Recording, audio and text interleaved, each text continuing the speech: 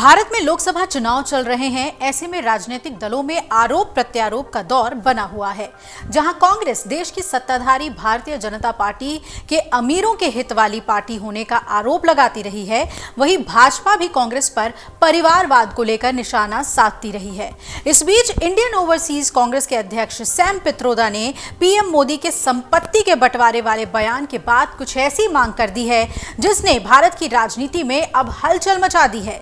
Sam Pitroda ने कहा कि अमेरिका में विरासत पर टैक्स लगता है। अगर किसी के पास $100 मिलियन की संपत्ति है, जब वो मर जाता है तो वो केवल 45% अपने बच्चों को दे सकता है। 55% सरकार द्वारा हड़प लिया जाता है। ये एक दिलचस्प नियम है। ये कहता है कि आपने अपनी पीढ़ी में संपत्ति बनाई और अब आप जा रहे हैं। आपको अपनी संपत्ति जनता के लिए छोड़नी चाहिए, हालांकि पूरी नहीं, आधी ही।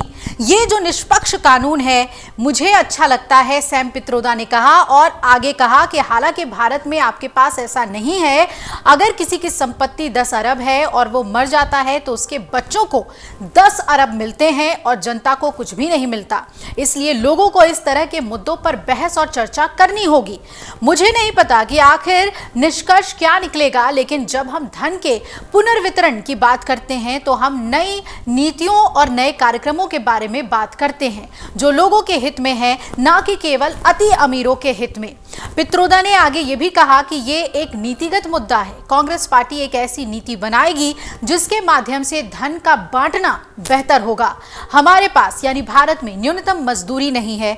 अगर देश में न्यूनतम मजदूरी हो और कहा जाए कि आपको गरीबों को इतना पैसा देना चाहिए तो ये धन का बंटवारा है। आज अमीर लोग अपनी चपरासी और नौकर को पर्याप्त भुगतान नहीं करते, लेकिन वो उस पैसे को दुबई और लंदन में छुट्टियों पर खर्च कर देते हैं। हमारे पास अभी तक न्यूनतम मजदूरी का कोई कानून नहीं है। कांग्रेस नेता सैम पित्रोदा की तरफ से भारत में विरासत टैक्स लगाए जाने की मांग वाले इस बयान से अब पार्टी ने पल्ला भी झाड़ लिया है।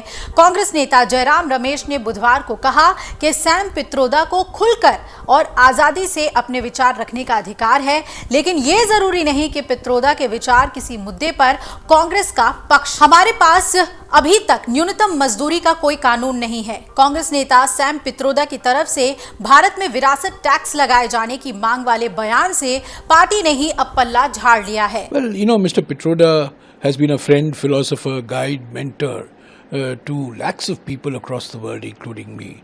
He's also president of the Indian Overseas Congress. He's made numerous contributions to the development of India over the decades. Now, you know, he expresses his views on issues that he considers important very freely, and that's part of democracy. So he makes these comments in the US, he's made these comments in the US. While he's free to say whatever he has to say on issues on which he feels strongly, it's not always that he reflects the views of the Indian National Congress. And on this particular issue also, he's not reflecting the official position of the Indian National Congress. But I think what is happening is his comments are torn out of context and they are being sensationalized in order to divert attention from the Prime Minister's deliberate, mischievous and malicious, poison-ridden campaign. A desperate Prime Minister, a nervous Prime Minister is trying to divert attention away from the real issues and sensationalize comments of people like Mr. Pitroda. So I think, you know, these are his strongly held views, but they don't reflect the views of the Indian National Congress. Congress नेता जयराम रमेश ने आज ये कहा कि Sam Pitroda को खुलकर और आजादी से अपने विचार रखने का अधिकार है, लेकिन ये जरूरी नहीं कि पित्रोदा के विचार किसी मुद्दे पर कांग्रेस का पक्ष हो।